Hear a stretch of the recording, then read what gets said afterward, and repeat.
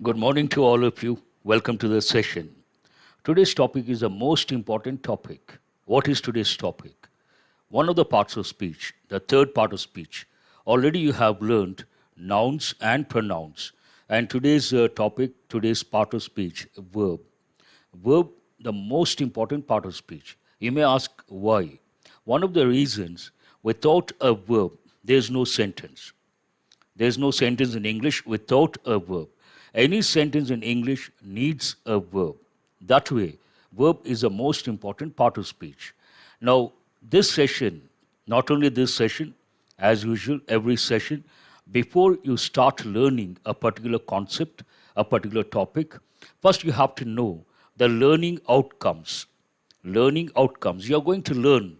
So, what will be the outcome, or what are the outcomes, the plural form? When it comes to the verb, today's topic, what are the learning outcomes? You're going to learn the concepts, the definitions. After that, you're going to learn the mind map. Then you're going to learn the most important aspect, rules. With each rule, you're going to get the examples. Then you're going to develop error location skill based on certain tips. And finally, exam approach. What to remember, what not to remember. So these are the learning outcomes. Now let us go to the actual topic, grammar related, most important topic, not only grammar point of view, parts of speech point of view, verb. What is a definition?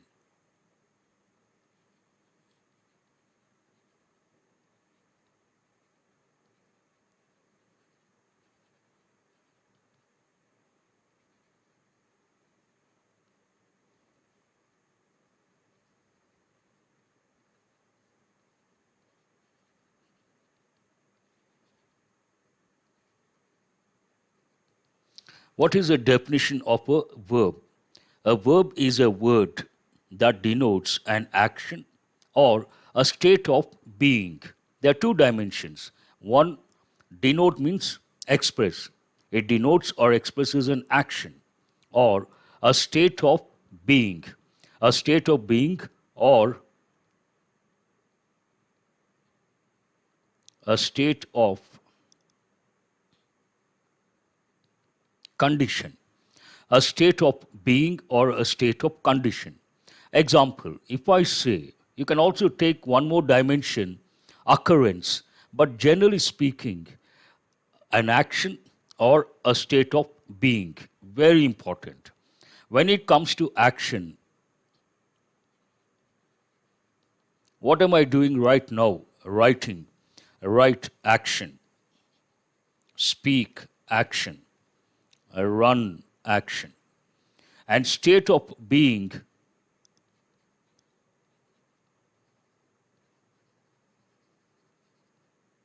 he is a student. This talks about the helping verb to be. He is a student. State of being a student.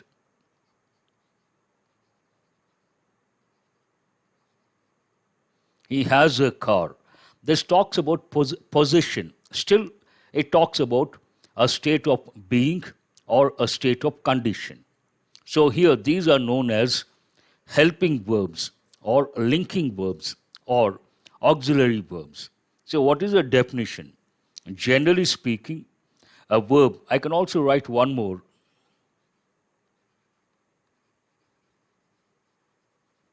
He is sleeping. What is he doing? Sleeping. Sleep is a state of condition or a state of being. So here, this is also a verb. All these are verbs. This is a definition. Now let us go to, before that I would like to tell,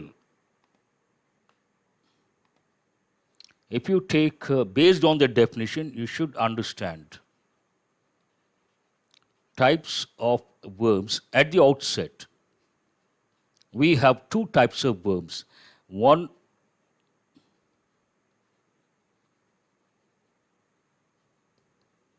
auxiliary verbs. These are they are of two types. A,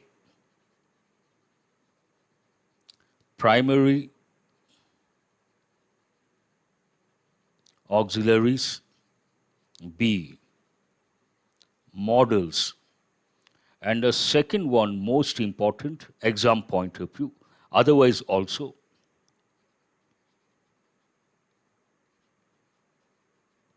action verbs. So, what is the definition of a verb? A verb is a word that denotes or expresses an action or a state of being. Action verbs talk about actions, and state of being for that idea, for that dimension, we use auxiliary verbs, which are two in number, primary auxiliaries and models. And here today, I'm going to teach you primary auxiliaries and action verbs. Models, these are also known as all these also helping verbs. Helping verbs a separate topic, models a separate topic. I'm going to teach later after completing all the parts of speech separately, or after this separately, I will be teaching helping verbs or models. But today, for today, you're going to learn primary auxiliaries and action verbs. Now let us go to the auxiliary verbs. There are two types, as I said. One, primary auxiliaries, second, models. And today you're going to learn primary auxiliary verbs. Primary auxiliary verbs. These are also known as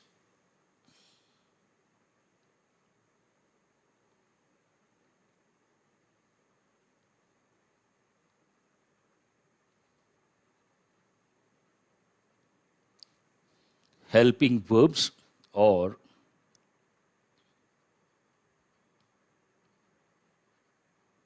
linking verbs. Generally speaking, we use the expression helping verbs. So these primary auxiliary verbs are three in number. One, do, two. I will change that order. One, be, the most important. Two, do, and three, have. Exam point of view, and generally speaking, a lot of language learners or students, they know this one, they can handle, but they are not good at be, and have has got many functions that results in confusion. They are not good at this also. So these two are very important from the exam point of view, because a lot of students are not good at these two. They cannot handle. In the exams, quite often they ask questions related to be and have. Now let us start with the first one. The primary auxiliary be. But before I go to that particular primary auxiliary or helping verb or linking verb, I would like to tell something very important, very useful, learning point of view, and when it comes to learning the right way. Today, if you take a lot of faculty members, they use, when they teach verbs, they use this approach. In my opinion, this is a wrong approach. You may ask why. If you take any verb has 5 forms, like your 5 fingers. The basic form or infinitive, the present form, the past form, the past participle form, the present participle form. When the fact is there are 5 forms, you take this approach. How many forms are you dealing with? 3 forms. 1, 2, 3. That means you're leaving out 2 forms. That itself speaks volumes. It tells that this approach is not correct. One reason. What is the other reason? This approach is wrong because if you learn this with this approach, you will be leaving out 2 forms. Out of 5, you focus on 3. 2 of them you don't consider, but those 2 are very important from the exam point of view, and a lot of rules are there. That is one thing. Besides that, when it comes to rules, usage. If you take this approach, when you learn tenses usually I tell students, tenses are the key to English grammar. When you learn tenses, if you are really a smart learner, a smart student, intelligent student, you will get a lot of doubts if you take this approach. Which approach? This one. And you will not have answers, and that results in ambiguity and confusion. Whereas you take the right approach. What is the right approach? 5 forms. Any verb has 5 forms like your 5 fingers. You take that approach, then there will not be any ambiguity. Whatever doubts you get, you have the answer. And your learning will be crystal clear. So first I will write all the 5 forms, then I will take you to this particular primary auxiliary. So first I will write verb. Verb forms, not 3, 5. What is the first one? Basic form or infinitive. Every verb has a basic form. It is like the stem of a plant or the stem of a tree. From that, you have other forms. They are like the branches of the tree or the branches of a plant. So what is a basic form? What is the first form? Basic form or infinitive. What is the second one? Present form. Third one, past form. Fourth one, past participle form. And the last one, present participle form. So what are the 5 forms? Basic form or infinitive, present form, past participle form, present participle form. If you take this V1, V2, V3 approach, you consider this, and this. But this is left out, this also left out. Then it is not correct, one thing. And when you learn tenses, if you take this approach, you will get a lot of doubts if you are really a good learner. Then you will not have the answers. When you don't have the answers, obviously that results in ambiguity. So what is the right approach? 5 forms. Then you may ask, so why 5 forms? What is the purpose? Each form goes with a particular sentence pattern. If you take English language, it has 350 sentence patterns. In each pattern, we need a verb, obviously. Without a verb, there is no sentence. So in each sentence, the verb form, based on the tense, based on the topic, the verb form changes. This form goes with some patterns, and this goes with some patterns. Each one goes with a few patterns related to tenses or passive voice or speech, whatever, any grammar topic. So here, the 5 forms go with different patterns. Once you understand that, then it becomes easy to learn English grammar. Again, if you take, now let us take this primary auxiliary, be. I will write all the 5 forms. Whenever you learn a particular verb, you should ask the question at the outset, what are the 5 forms of this particular verb? It could be an action verb, it could be a primary auxiliary verb or a modal. So when you take the primary auxiliary be, you ask the question, what are the 5 forms? I will write here. The basic form is to be. You have to start with the basic form. Now, what is the basic form of the primary auxiliary be? To be. Then you may ask, so why to and why is it in brackets? As I said, in some sentence patterns, we use with to. In some sentence patterns, we use a basic form without to. There are some rules. Then you may ask, so how do we know that? There are some rules. Once you learn the rules, you understand where to use to, where not to use to. That is a basic form. And the present form, usually each verb has only one form. But English, we have rules, we have exceptions. If you take the primary auxiliaries, they have different forms.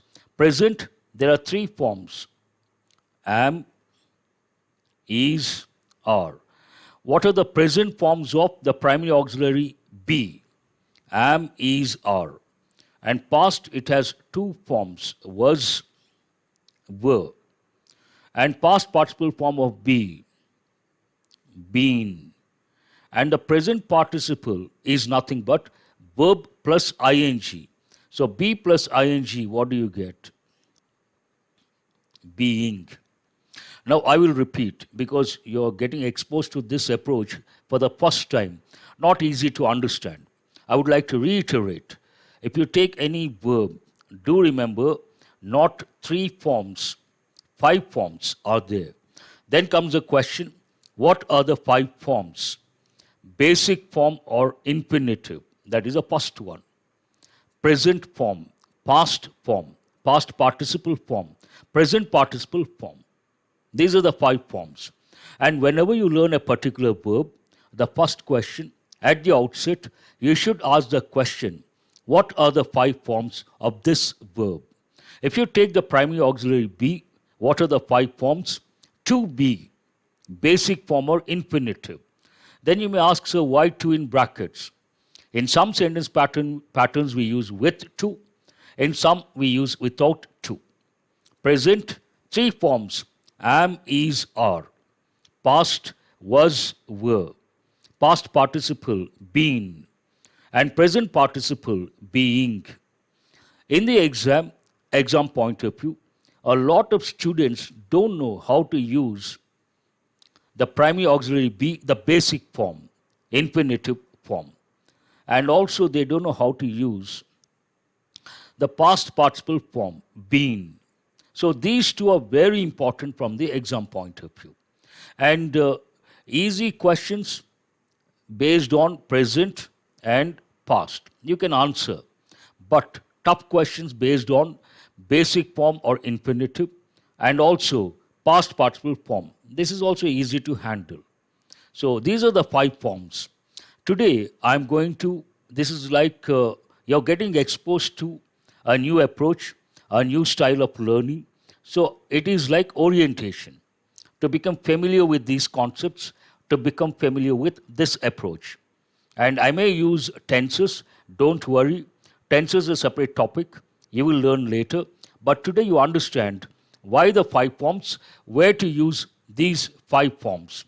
5 plus 1, with 2, without 2. So 6 patterns you can create. I will give the examples. This class is as part of Sridhar CC's online batch 2. To watch full video course, log on to www.sridharcc.com/online course. Subjects covered in this batch are useful for all competitive examination which a graduate can write in India. Reasoning, quantitative aptitude, general English, current affairs, computer awareness, and banking awareness. We are going to cover all these subjects in two different levels, basic level and advanced level. Basic level is useful for preliminary examination. Advanced level is useful for mains level. The batch includes 450 plus hours of classroom teaching and 150 plus hours for topic-wise test explanation. Medium of teaching, classes and explanation completely in English medium. PDF material will be provided in English medium. Topic-wise test for each and every subject, including each and every topic, will be conducted.